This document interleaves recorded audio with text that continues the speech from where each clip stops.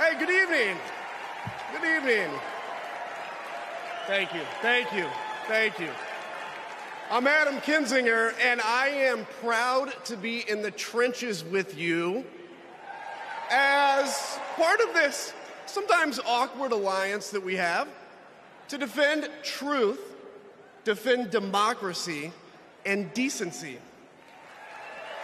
I was just a kid when I was drawn to the party of Ronald Reagan, to his vision of a strong America, the shining city on a hill. I was a Republican for 12 years in Congress, and I still hold on to the label. I never thought I'd be here, but listen, you never thought you'd see me here, did you? But I've learned something about the Democratic Party, and I want to let my fellow Republicans in on the secret. The Democrats are as patriotic as us.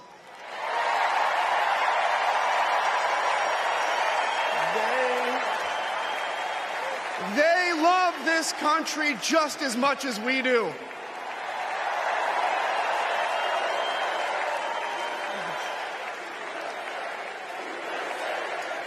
And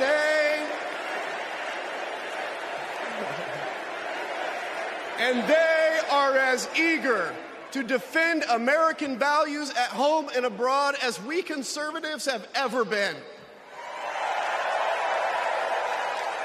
I was relieved to discover that because I've learned something about my party too, something I couldn't ignore. The Republican Party is no longer conservative.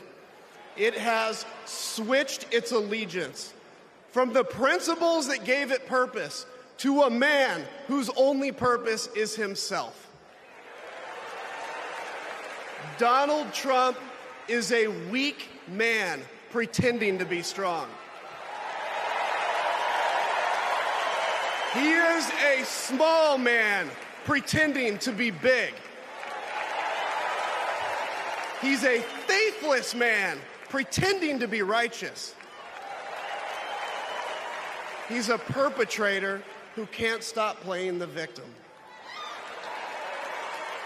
He puts on, listen, he puts on quite a show, but there is no real strength there.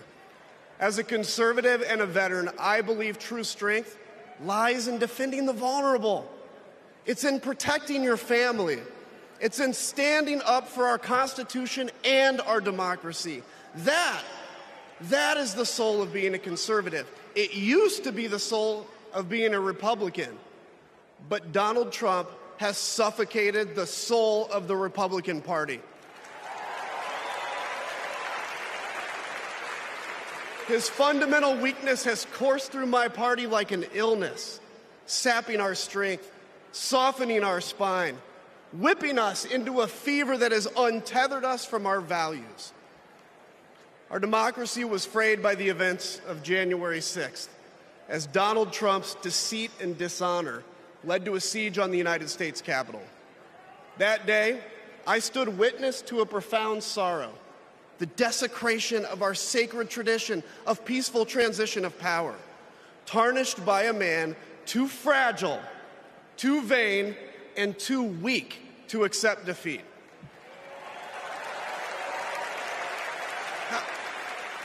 How can a party claim to be patriotic if it idolizes a man who tried to overthrow a free and fair election? How can a party claim to stand for liberty if it sees a fight for freedom in Ukraine, an attack pitting tyranny against democracy, a challenge to everything our nation claims to be, and it retreats, it equivocates, it nominates a man who is weirdly obsessed with Putin? And his running mate who said, quote, "I don't care what happens in Ukraine." Yeah, and he wants to be vice president. Yeah. How can a party claim to be conservative when it tarnishes the gifts that our forebears fought for? Men like my grandfather, who served in World War II, who believed in a cause bigger than himself, and he risked his life for it behind enemy lines. To preserve American democracy, his generation found the courage to face down armies. Listen, all we're asked to do is to summon the courage to stand up to one weak man.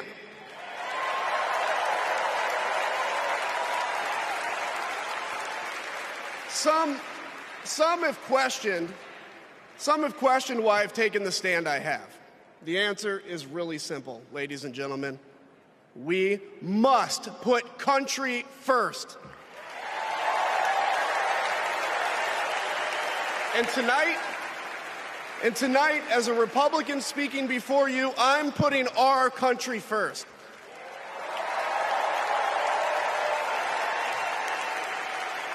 Because the fact is, I do belong here. I know Kamala Harris shares my allegiance to the rule of law, the Constitution, and democracy. And she is dedicated to upholding all three in service to our country. Whatever policies we disagree on pale in comparison with those fundamental matters of principle, of decency, and of fidelity to this nation.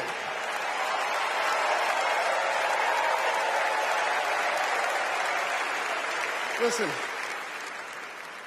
to my fellow Republicans, if you still pledge allegiance to those principles, I suspect you belong here too. Because democracy knows no party. It's a living, breathing ideal that defines us as a nation. It's the bedrock that separates us from tyranny. And when that foundation is fractured, we must all stand together, united, to strengthen it.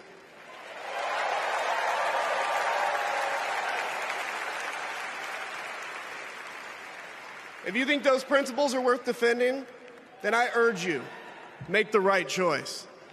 Vote for our bedrock values and vote for Kamala Harris. God bless you.